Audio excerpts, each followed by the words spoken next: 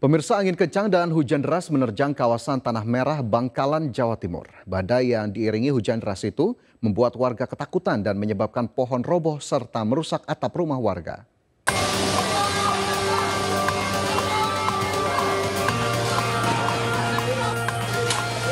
Angin kencang dan hujan deras melanda wilayah Tanah Merah, Bangkalan, Jawa Timur. Badai juga membuat pepohonan tumbang di halaman rumah warga serta jalanan desa. Sejumlah rumah warga rusak akibat tertimpa pohon besar.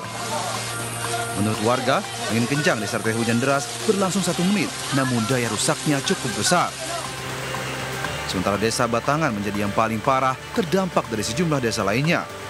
Ya, anginnya dari arah sana, Pak. Ya, terus ada beberapa kejadian ya kayak pohon tumbang sama yang sampai tumbang ke rumah saya ini.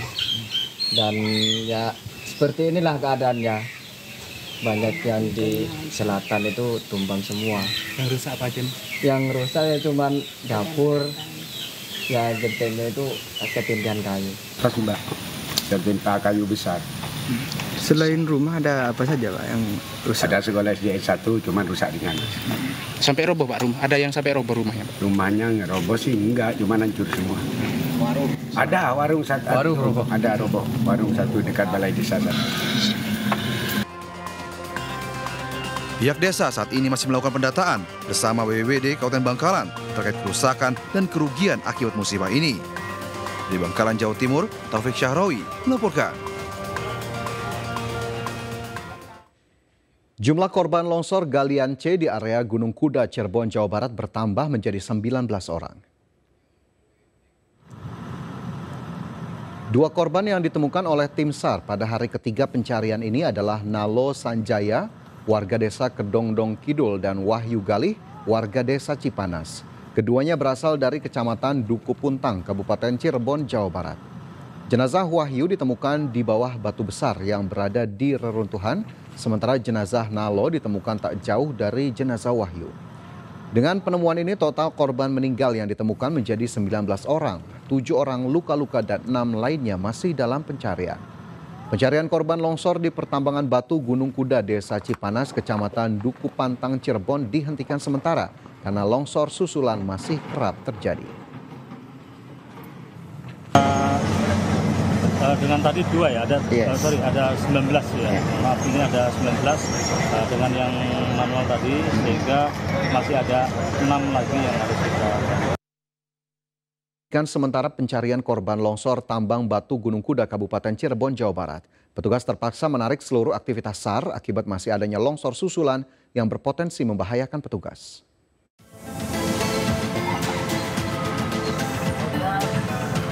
Sejumlah longsor susulan terus terjadi di area timbunan batu di Gunung Kuda, Desa Cipanas, Kabupaten Cirebon, Minggu siang. Petugas berulang kali dibuat terkejut dan panik setelah bebatuan serta longsor dengan suara gemuruh yang kencang datang. Beberapa kali petugas menarik diri menjauh dari area timbunan untuk menghindari hal yang tidak diinginkan. Untuk keamanan personil yang bertugas di lokasi, petugas pun menghentikan sementara pencarian terhadap 6 korban yang masih tertimbun pada pukul 1 siang. Pukul 13.00 ini sementara kita hentikan karena masih terjadi beberapa longsor susulan. Nah, ini harus menggunakan alat yang bernama total session. Nah, di mana nanti alat ini bisa mengukur, mengetahui titik-titik yang kemungkinan ada pergeseran atau perubahan tanah. Nah, sehingga memungkinkan personil kita untuk melaksanakan evakuasi dan pengangkutan juga mungkin jenazah. Sementara hingga hari ketiga pencarian ini, total 19 korban berhasil dievakuasi. Sementara 6 korban hingga kini masih belum ditemukan. Dari Cirebon, Jawa Barat, To Iskandar, iNews melaporkan. Polresta Cirebon, Jawa Barat menetapkan 2 tersangka dalam insiden longsor tambang Gunung Kuda, Cirebon. Kedua tersangka merupakan pemilik tambang dan kepala teknik yang dianggap lalai terhadap peringatan petugas terkait metode penambangan maupun penghentian aktivitas tambang.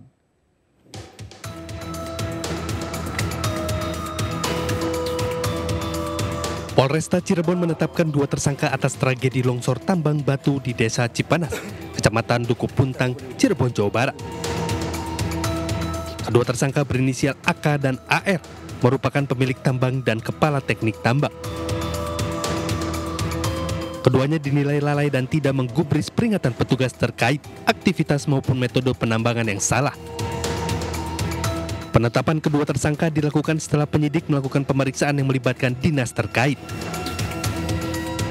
Selain menetapkan dua tersangka, petugas juga menyita sejumlah barang bukti, diantaranya dokumen perizinan, ekskavator dan dump truck milik Koperasi Pondok Pesantren Al-Zariyah. Dari hasil penyidikan, serangkaian proses penyelidikan dan penyidikan serta gelar perkara yang kami lakukan, kami sudah melakukan pemeriksaan terhadap 8 orang saksi.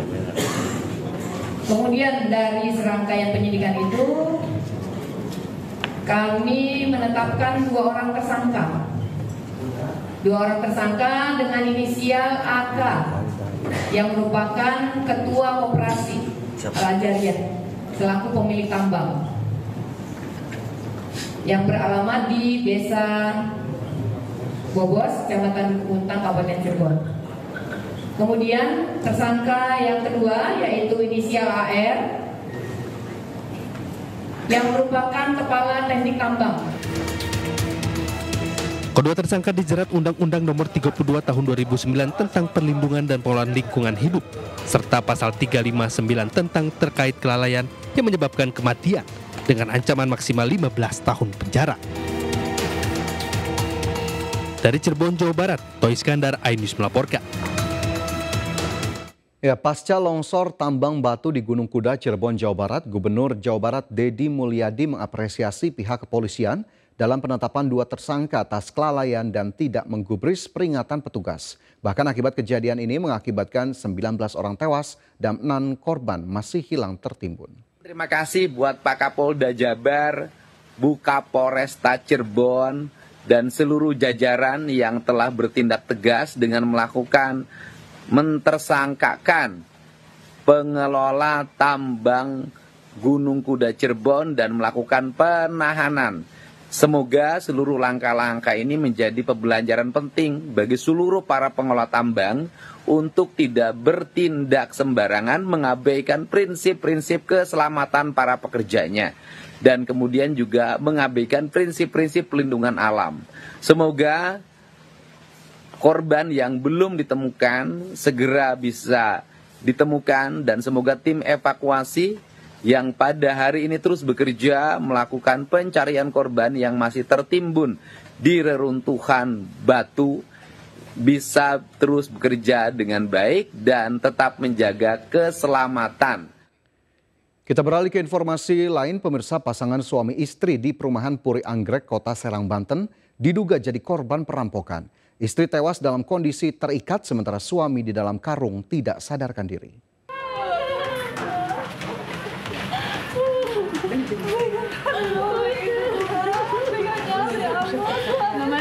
Warga perumahan Puri Anggrek, Kelurahan Teritih, Kecamatan Walantaka, Kota Serang, Banten digegerkan dengan dugaan perampokan saat 2 anak korban teriak minta tolong keluar rumah. Ditemukan pasangan suami istri dalam kondisi terikat. Korban suami berinisial W di dalam karung terikat tidak sadarkan diri, sementara istri berinisial P tewas dalam kondisi tangan terikat ke belakang. Itu untuk suaminya sendiri dikarungin di bagian belakang rumah atau? Di dapur posisinya. Di dapur. Posisi kami temukan udah di dapur dikarungin. Ada luka juga nggak? Kalau luka serius tidak ada, Pak. Tapi sudah tidak sadarkan diri suami? Sudah tidak sadarkan diri, terus berusaha dikasih minum, baru dia kayak siman lah. Jadi langsung dibawa ke rumah sakit. Kapolresta Serang Kota Kombes Pol Yuda Satria pimpin langsung olah tempat kejadian perkara. Baru dugaan, sudah ditemukannya korban meninggal dunia perempuan di perumahan ini. Untuk sementara kita masih lakukan penyelidikan. Di korban diduga tewas. Kita belum tahu hasil dari dokter apa. dan juga keterangan dari saksi-saksi juga masih kita dalami. Kita belum tahu. Dari suami korban itu juga masih ada di rumah sakit. Kita akan coba mencari keterangan dari suami korban, apakah ada barang-barang yang hilang di rumah. Diduga kejadian sekitar pukul 12 malam. Pelaku lebih dari 1 orang yang masuk melalui pintu belakang rumah karena kondisi pintu rumah yang sudah rusak. Barang yang hilang masih dalam penyelidikan. Korban istri yang tewas sudah dievakuasi dan suami yang kondisinya tidak sadarkan diri sudah menjalani perawatan. Dari Serang, Banten, Mahesa Apriandi, iNews melaporkan. Kurang dari 1 kali 24 jam, Subdit Resmob Ditreskrimum Polda Metro Jaya berhasil mengungkap kasus tewasnya bos sembako di Pondok Gede, Bekasi, Jawa Barat. Korban merupakan korban perampokan disertai pembunuhan yang dilakukan oleh karyawannya.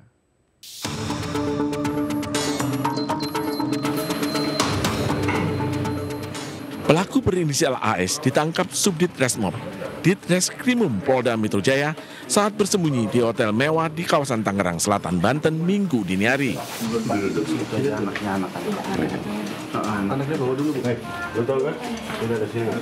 Di hadapan petugas, AS tidak dapat berkutik dan langsung mengakui telah membunuh dan mencuri barang berharga milik korban.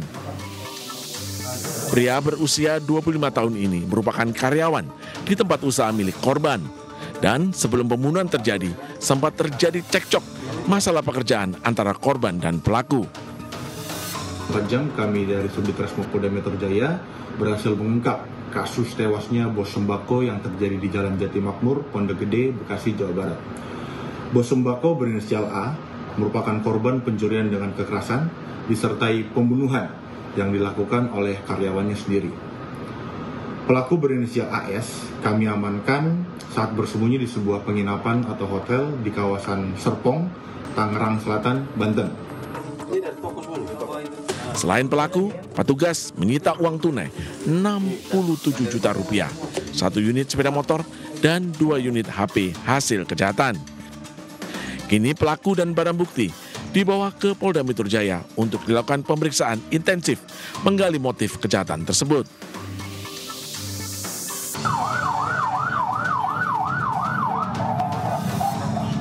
Sebelumnya, warga Jati Makmur Pondok Gede, Kota Bekasi, dikembarkan dengan tewasnya Alek, 65 tahun, seorang juragan sembako.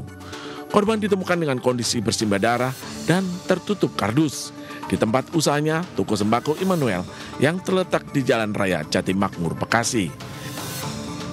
Dari Jakarta, Helmi Sajangbati, iNews melaporkan. Viral aksi penendangan yang dialami seorang remaja saat bermain skateboard di Depok Open Space, Jawa Barat. Skateboard yang dimainkan remaja itu tanpa sengaja mengenai warga hingga akhirnya melakukan aksi penendangan tersebut.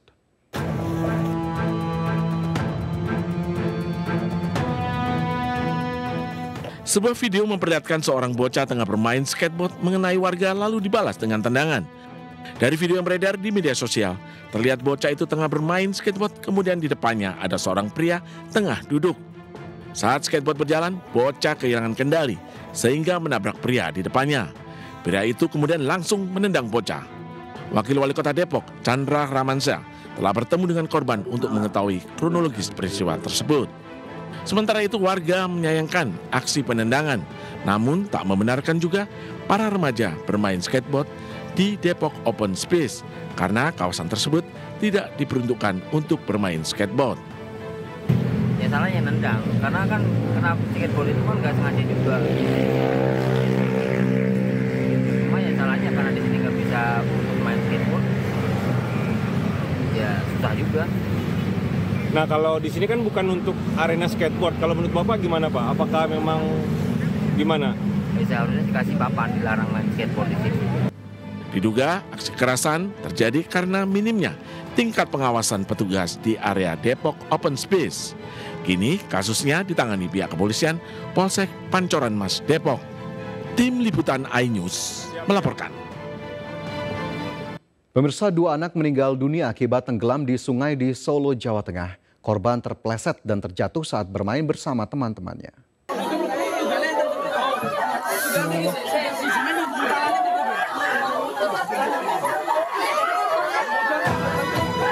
Warga mengevakuasi jasad 2 anak yang tenggelam di sungai kawasan Banyuanyar, Solo, Jawa Tengah. Warga korban tak kuasa menahan tangis saat mengetahui korban dalam kondisi sudah tak bernyawa. Korban atas nama Muhaikal Tegar Nur Rahmat, siswa kelas 4, dan Haneza Rani Alessandra, siswa kelas 2 SD Negeri Tempel, Solo. Sebelumnya, insiden itu terjadi saat 6 anak bermain di tepi sungai. 2 anak terpeleset hingga jatuh ke sungai. 1 orang temannya berusaha menolong, namun ikut tenggelam.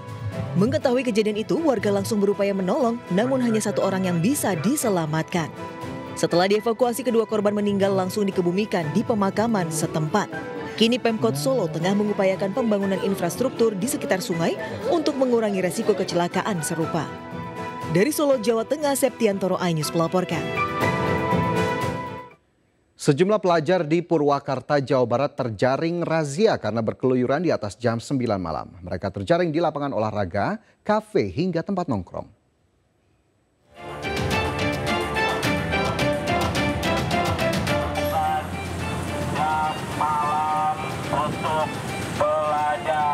Pemerintah daerah Kabupaten Purwakarta, Jawa Barat memulai aturan jam malam bagi para pelajar.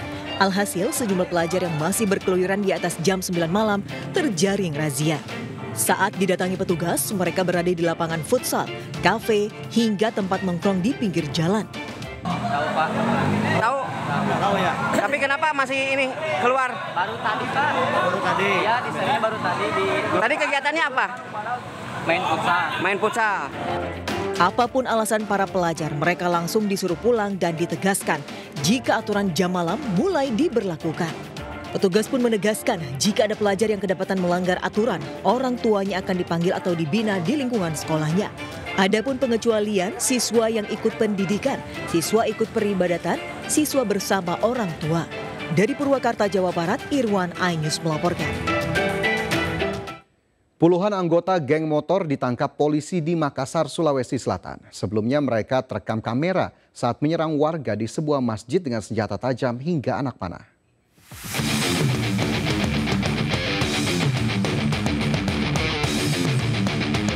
Kamera CCTV merekam aksi puluhan komplotan geng motor yang tiba-tiba datang menyerang warga di sebuah masjid di wilayah Kecamatan Rapocini, Kota Makassar, Sulawesi Selatan. Warga pun berusaha melawan. Beruntung tidak ada korban jiwa maupun luka-luka dalam aksi penyerangan ini. Usai kejadian itu, unit reskrim Polsek Rapocini yang menangkap 24 anggota komplotan geng motor saat akan kembali menyerang permukiman warga di Jalan Hertasning. Selain mengamankan pelaku, polisi menyita 1 unit mobil yang digunakan mengangkut senjata tajam, 4 unit kendaraan roda 2, puluhan anak panah, puluhan unit handphone, serta berbagai jenis senjata tajam. Dari hasil pemeriksaan, kelompok geng motor ini kerap berkonvoi lalu menyerang warga secara acak. Ini pelaku-pelakunya. Nah, jadi motifnya rekan-rekan ini adu kekuatan antar geng motor. Di geng motor ada beberapa, nah mereka saling menunjukkan kekuatan di beberapa wilayah yang tadi sudah kita sebut. Untuk mempertanggungjawabkan perbuatannya, para pelaku dijerat Undang-Undang Darurat dengan ancaman hukuman maksimal 15 tahun kurungan penjara. Sementara pelaku yang masih di bawah umur dibuatkan surat pernyataan bersama orang tuanya masing-masing. Dari Makassar, Sulawesi Selatan, Yusfin, iNews melaporkan. Seorang anggota jaringan judi online menangis saat ditangkap anggota Subdit Resmob Ditreskrimum Polda Metro Jaya di kawasan Bengkalis, Riau. Pelaku diketahui berperan sebagai penampung dana dan pembuat rekening untuk permainan judi online.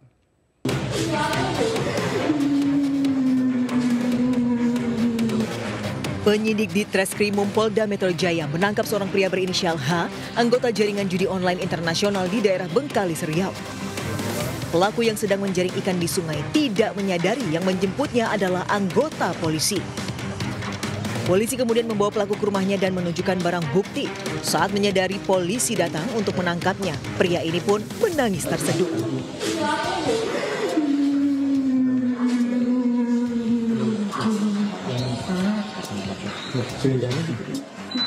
Dalam penggeledahan, petugas menemukan kartu ATM dan telepon genggam. H H diduga berperan sebagai penyedia rekening untuk deposit judi online, menampung dan mentransfer dana ke bandar judi, serta membuat logo dan tampilan situs online. Pelaku berikut seluruh barang bukti kemudian dibawa ke Polda Metro Jaya. Atas perbuatannya, pelaku dijerat pasal berlapis tentang Undang-Undang ITE dan tindak pidana pencucian uang. Dari Jakarta, Helmi Sajangbati, iNews melaporkan. Pemirsa, 2 oknum kepala desa di Ngawi, Jawa Timur ditangkap polisi akibat mengedarkan uang palsu saat belanja di minimarket. Polisi turut menangkap 3 tersangka lainnya yang terlibat dalam penyebaran uang palsu.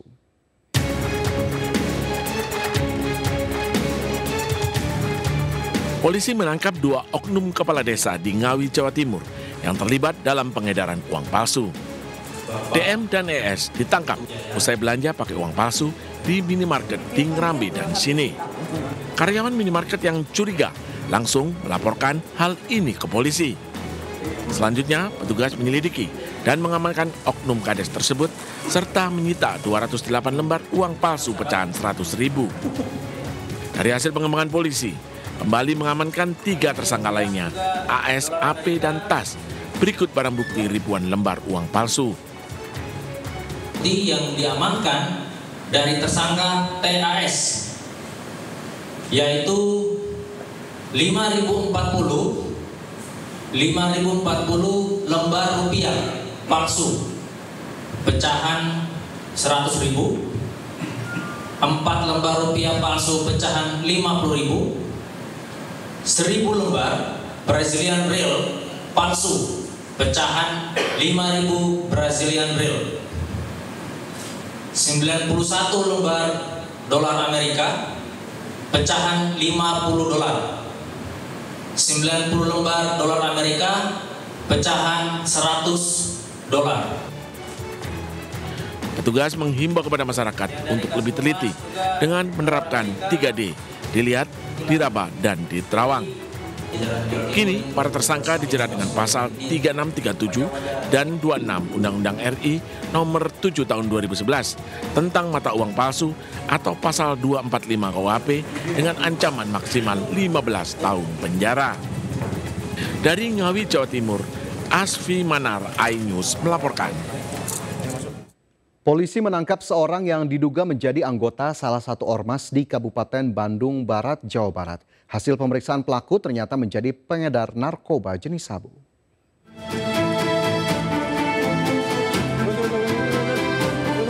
Agus Gunawan, anggota salah satu ormas di Kecamatan Parompong, Kabupaten Bandung Barat, ditangkap polisi karena mengedarkan sabu. Penangkapan pelaku berbekal dari informasi warga yang mencurigai aktivitas pelaku di kontrakannya. Polisi menangkap pelaku dengan barang bukti 106 gram sabu siap edar. Kepada polisi, pelaku mengaku tak memiliki pekerjaan lain selain menjadi pengedar sabu. Pekerjaan haram tersebut telah dilakukan 2 tahun dengan upah 6 juta rupiah setiap bulan. Tak hanya mengedarkan sabu, pelaku juga mengaku kerap mengonsumsi sabu. Sistemnya apa? Sampai saya disuruh minum, kerjaan saya cuma itu. Kerjaan kamu, tapi ini barang kan didapat dari kamu? Iya. Kamu dapat untung berapa? 1 bulan 6 juta.